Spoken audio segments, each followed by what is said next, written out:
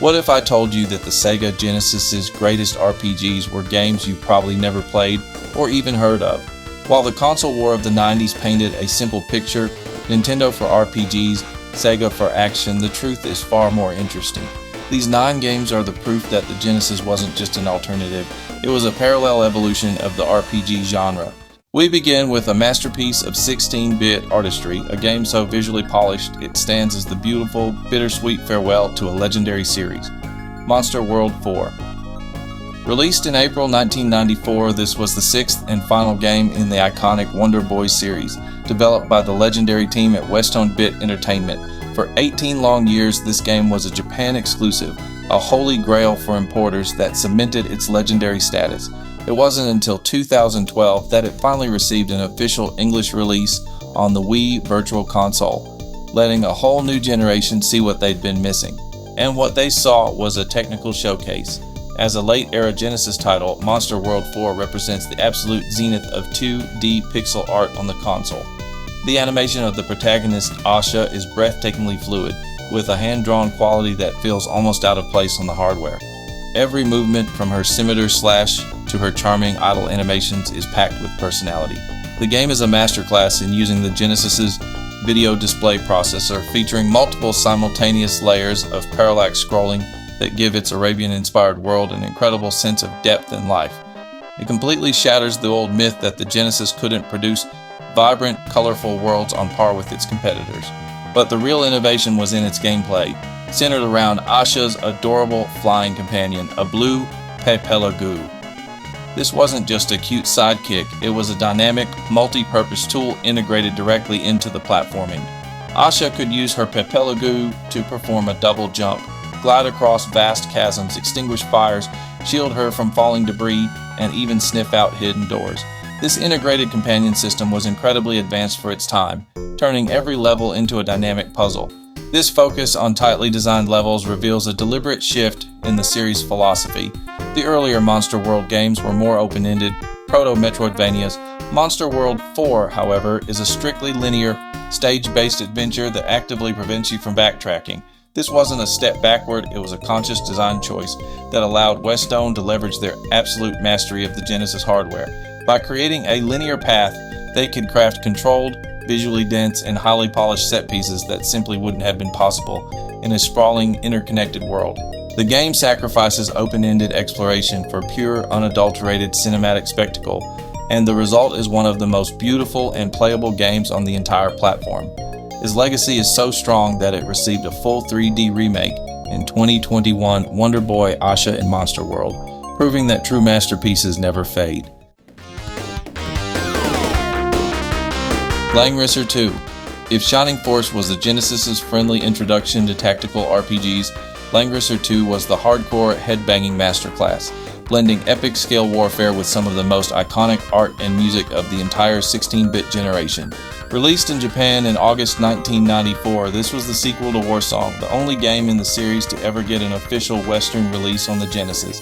Developed by NCS/Messiah, a studio that also gave us cult classics like Lancer and Vixen 357, Langrisser II was bigger, bolder, and better in every way. Its iconic character designer, Satoshi Urushihara, is also a world-renowned and very prolific hentai artist. In a fascinating interview, Urushihara even admitted that the series' trademark asymmetrical armor designs weren't some grand artistic statement. They came about because drawing symmetrically was just really troublesome. Like its predecessor's sequel, the game never made it to North America, but was made fully playable thanks to a legendary fan translation by MIJET, which is still considered the definitive way to experience this classic. Visually, the game's crowning achievement is its character portraits. These were not just static images, they were stunningly detailed pieces of art that used dedicated portions of the sprite palettes to achieve a level of color and detail that was, without exaggeration, the best on the console. On the battlefield, the game made brilliant use of the Mega Drive's highlight and shadow mode to cleanly display a general's command radius over their troops, a simple but incredibly effective visual shorthand for complex tactical information. And the soundtrack, composed by the legendary Noriyuki Iwadare of Lunar and Grandia fame, it's a technical marvel of FM synthesis. It's a pulse-pounding score of up-tempo synth rock that gives the battles a high-energy, militaristic feel completely distinct from the orchestral scores of its Super Nintendo rivals. Iwador even noted that he composed the themes for the player's allies, while another composer handled the enemy themes, giving each side a distinct musical identity. The gameplay refined the commander system to perfection. It's a brilliant rock-paper-scissors design, where pikemen are strong against horsemen, who are in turn strong against soldiers.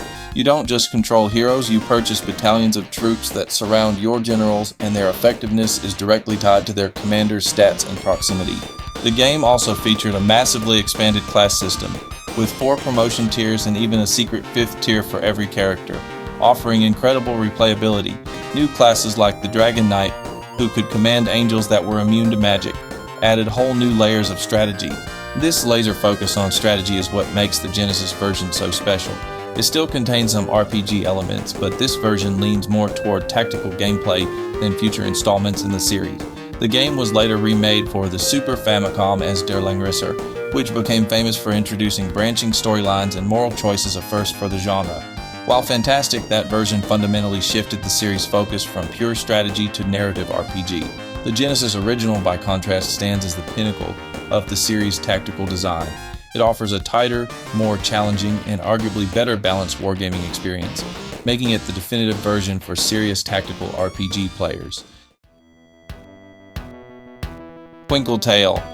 Blurring the line between frantic shooter and magical adventure, 1992's Twinkle Tale is a masterclass in genre blending, a game that plays like a run-and-gun but is built on the foundational mechanics of an action RPG. Developed by the small studio Wonderland and released exclusively for the Japanese Mega Drive, the game is a top-down shooter mechanically similar to classics like Pocky and Rocky or Mercs, but with a distinct fantasy setting and a robust progression system. For years, the game's name was often mistranslated in the West as Twilight Tale, a name that actually belongs to a completely different tabletop RPG. Twinkle Tale was never officially released outside of Japan and likely never considered for localization.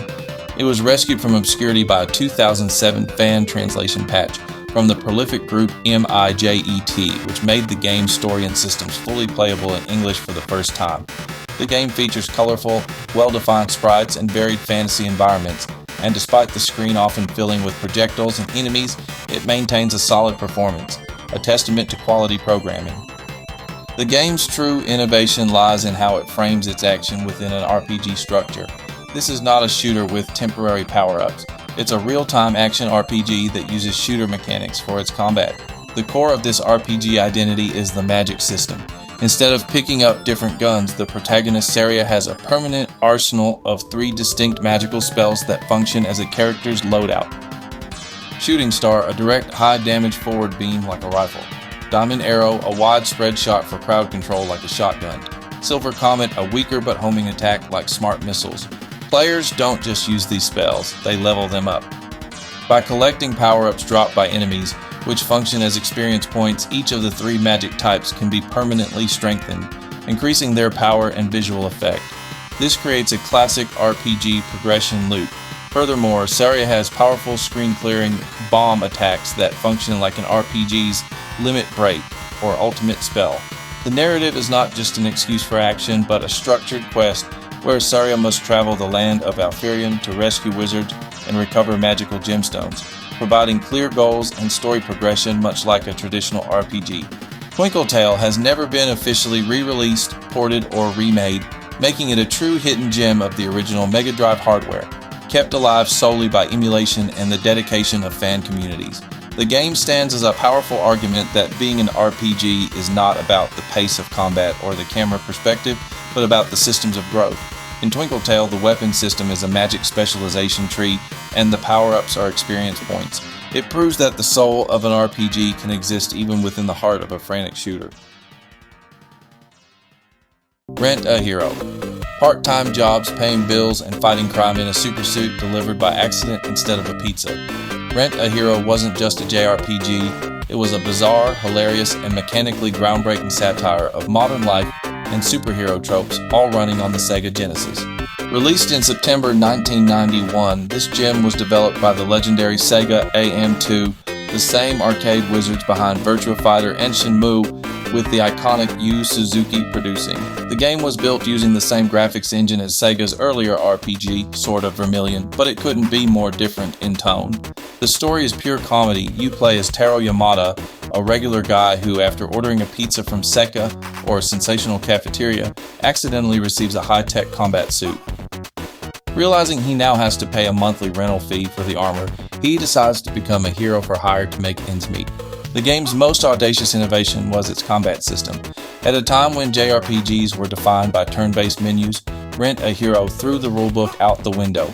When you encounter enemies, the game shifts to a side-scrolling perspective and plays out like a 2D fighting game. You have punches, jump kicks, and special moves that drain your suit's battery, which you have to replenish by buying actual batteries at convenience stores. This fusion of RPG progression and real-time skill-based combat was years ahead of its time, and a perfect fit for the Genesis's action-oriented identity. The game is also packed with Sega in-jokes and a quirky sense of humor that was rare for the genre. Your base of operations is your bedroom, where a Mega Drive sits proudly next to your TV, and you get your missions from a company that's a thinly veiled parody of Sega itself. This unique blend of mundane reality and superhero fantasy was a huge part of its charm. Rent a Hero remained a Japan-only title, likely due to its heavy reliance on Japanese cultural humor and puns that would have been a nightmare to translate. However, its legacy is fascinating. The game was remade for the Dreamcast in 2000 as Rent a Hero No. 1, which expanded on the original's concepts. That remake was then ported to the original Xbox and was fully translated for a North American release. Tragically, the publisher went out of business and the game was canceled at the last minute. In a wild twist, the completed English version was leaked online years later, finally allowing Western fans to officially or unofficially experience this bizarre classic. King Colossus. In 1992, Sega unleashed a dark, gritty, and relentlessly action-focused RPG that felt less like Zelda and more like a pulp fantasy novel. With no towns, no currency, and no overworld to explore, King Colossus was a lean, mean dungeon-crawling machine. Released exclusively in Japan in June 1992, King Colossus was a fascinating experiment. Its gameplay is often compared to the Wise series, focusing on fast-paced, real-time combat. But what makes this game truly special is who was behind it. The game's director, who also created its plot and characters, wasn't a seasoned game developer. He was Makoto Ogino, a famous manga artist best known for his dark fantasy series Kujaku-U, or Peacock King. This collaboration between a mangaka and Sega's internal teams was a rare cross-media experiment for the time. The game was eventually made accessible to Western audiences through an excellent fan translation in 2006. The game's visuals perfectly capture that gritty, pulp fantasy aesthetic. One of its most impressive technical features for the era was that every piece of weapon and armor you equip is fully modeled on your character's sprite. This visual feedback was a fantastic touch that made finding new gear feel impactful. The soundtrack, composed by Sega's K&U, also deserves special mention. It's a moody, atmospheric score that leverages the Genesis's FM synthesis to create a soundscape that feels both epic and menacing, perfectly matching Ogino's Dark World. An orchestral arrangement of the soundtrack was even released, one of the earlier examples of game music getting such a prestigious treatment. The most innovative aspect of King Colossus is its radically stripped-down design. The game completely eschews many RPG staples. There are no towns to visit, no shops to browse, and no currency to collect.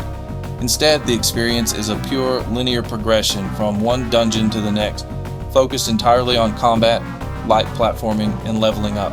You find all your gear in chests, and the game's brisk pacing ensures you're always moving forward. This streamlined, all-killer, no-filler approach makes it feel almost like an arcade-style action RPG, a design choice that respects the player's time and keeps the adrenaline pumping. The direct involvement of a manga artist in the game's direction is a key piece of its history. This wasn't just a case of licensing a property. Ogino was a core part of the creative leadership, shaping the game's identity from the ground up. This resulted in a game with an incredibly cohesive and distinct artistic vision, one that feels like a playable version of a dark fantasy manga from the early 90s. It stands as a unique and successful experiment in bridging the worlds of manga and video games. Madou Monogatari. This is it, the game that time forgot. The final official game ever released for the Sega Mega Drive in Japan. Arriving in March of 1996, it is the quirky, charming, and technically bizarre swan song for one of gaming's greatest consoles. By 1996, the 32-bit era was in full swing. The PlayStation and Saturn were dominating, and the Nintendo 64 was just around the corner. Yet developer Compile, the masterminds behind the legendary puzzle series Puyo Puyo, gave the Mega Drive one last hurrah. And what a strange hurrah it was. The game stars a 5-year-old Arle, the very same protagonist from the Puyo Puyo series, on a quest to pass her final exam at magic school by conquering a monster-filled tower. The game is a first-person dungeon crawler, a genre that was already a rarity on consoles, let alone the Genesis. Its 3D-style mazes were a bold technical choice for the hardware, creating an immersive, if sometimes disorienting, experience. But the real innovations lie in its gameplay systems, which throw conventional RPG design out the window. First, there are no visible numeric stats. Instead of HP and MP bars, Arle's condition is communicated entirely through her facial expressions and on-screen text descriptions. This fuzzy parameter system forces players to pay close attention to visual cues rather than just crunching numbers. The battle system was also completely overhauled from its computer-based predecessors. Instead of being purely turn-based, it's an active system where you use directional inputs to cast spells, and Arle can even jump to dodge attacks. The game even features a monster capturing mechanic, similar to Pokemon, where you can use capsule items to turn enemies into allies. It's a bizarre, experimental, and utterly charming combination of mechanics that feels unlike anything else on the system. The history of Compile itself is a fascinating story. Founded in 1982, they started out making business software before finding massive success with Puyo Puyo. That success, however, led to overexpansion and eventual bankruptcy in 2003 with the rights to Puyo Puyo being sold to Sega. Madou Monogatari for the Mega Drive stands as a testament to their creative spirit during their peak. It's a final defiant burst of creativity from a beloved developer, a charming and deeply weird RPG that serves as the perfect, unconventional farewell to the Mega Drive. Vixen 357. If you ever wished for a Genesis game that played like a mix of Langrisser and Shining Force, but with giant, customizable mechs, then you've been wishing for Vixen 357. This tactical RPG is a sci-fi strategy gem that was sadly locked away in Japan for decades. Released in October 1992, Vixen 357 was developed by NCS/Messiah, the very same team behind the Langrisser series. The connection is so strong that the game appears to run on a modified Langrisser engine, giving it a familiar feel for fans of the series, but with a distinct sci-fi twist. The game is a purely tactical experience. No town exploration, no world map, just a sequence of grid-based battles linked by story cutscenes featuring classic 90s anime-style artwork. The graphics are a highlight, especially the mechs, which are described as big and animated, making the combat sequences exciting to watch. While the backgrounds can be a bit simple, the detailed character portraits and impressive mech sprites showcase a strong artistic direction. The game is a prime example of developers leveraging existing technology, their proven Langrisser engine, to create a new and unique experience efficiently. What makes Vixen 357 so innovative is its deep layer of customization. Unlike Langrisser, you don't purchase generic troops. Instead, you command a set team of pilots, each with their own unique skills in melee and ranged combat. The core mechanic is that you can place any pilot into any mech you've acquired. This creates a dual-layered stat system where you have to consider both the pilot's innate abilities and the mech's hardware, including its weapons, armor, mobility, and special abilities like healing or area of effect attacks. A pilot who excels at long-range combat will perform differently in a heavily armored melee mech than they would in a nimble sniper unit. This system provides a huge amount of strategic depth and replayability. Bahamut Senki. Long before Dragon Force became a cult classic on the Saturn, Sega was already experimenting with grand-scale strategy RPGs on the Mega Drive. Released way back in March 1991, Bahamut Senki was an incredibly ambitious title that blended high-level political simulation with multiple layers of combat. Developed and published by Sega, Bahamut Senki, or War Chronicles of Bahamut, was a Japan exclusive that offered a depth rarely seen on consoles at the time. The game puts you in control of one of 8 different rulers on the continent of Bahamut, each with their own unique units and abilities, and tasks you with total conquest. It was a complex game, so much so that the fan translation group LIPEMCO Translations not only translated the game itself, but also its 2 extensive instruction manuals, which are considered essential to understanding its deep mechanics. What made Bahamut Senki so revolutionary for its time was its multi-layered gameplay. The game operates on 3 distinct levels. First, there's the high-level strategic map, where you manage your territories, conduct diplomacy, recruit armies, and use schemes to sabotage your enemies, similar to Koei's Nobunaga's Ambition series. When armies clash, the game shifts to a hex-based tactical battlefield where you command your units in turn-based combat. But here's the most innovative part. When two individual units engage on that tactical map, the game shifts again, this time to a real-time, one-on-one duel that plays out like the classic arcade game Archon. This blend of grand strategy, turn-based tactics, and real-time action was incredibly advanced for a 1991 console game. Each of the game's playable races also had its own unique soundtrack, adding to the thematic diversity of the world. One of its most impressive and little-known features was its multiplayer mode. Bahamut Senki supported up to 4 players in a hot seat mode, allowing you and 3 friends to engage in epic campaigns of conquest and betrayal. A 4-player strategy game of this depth was a true rarity on any console in the early 90s, making it a hidden gem for local multiplayer fans. Bahamut Senki stands as a testament to Sega's early ambition in the strategy genre, a complex and innovative title that was simply years ahead of its time. Brave Battle Saga: The Legend of the Magic Warrior. Perhaps the most infamous and fascinating game on this list. It's a JRPG that looks and feels like a lost Super Nintendo classic, was developed without a license in Taiwan, was often pirated and sold as a Final Fantasy game, and was ultimately rescued from obscurity by dedicated fans. This is the wild story of Brave Battle Saga. Released in 1996 by the Taiwanese company Chuanpu Technology, Brave Battle Saga is an unlicensed game, meaning it was produced without Sega's official approval. The developers clearly had a deep love for the era's best JRPGs, because the game is a Frankenstein's monster of borrowed assets. The sound engine was lifted directly from Data East's High Seas Havoc, and many of the game's beautiful sprites were taken from Super Nintendo classics like Final Fantasy VI and Seiken Densetsu III. In some regions, bootleggers even slapped the Final Fantasy name on the box to trick unsuspecting buyers. Despite its dubious origins, the game is a technical marvel for an unlicensed title. The developers skillfully combined these borrowed assets to create a game that looks exceptional on the Genesis. The worlds are detailed and colorful, the backgrounds feature impressive parallax scrolling, and the spell effects in battle are flashy and well animated, even mimicking the Super Nintendo's Mode 7 effects. The music is also surprisingly good, with an infectious and pretty soundtrack that stands out from the typical grating sounds of many early Genesis games. The gameplay is a competent, if not wholly original, take on the real-time battle systems seen in games like Secret of Mana. You navigate menus to attack, use items, and cast spells, including powerful summons that are a direct homage to the Final Fantasy series. While the story is a bit generic and the encounter rate can be high, the overall experience is surprisingly polished and enjoyable for a game with such a chaotic development history. The history of Chuanpu Technology is shrouded in mystery.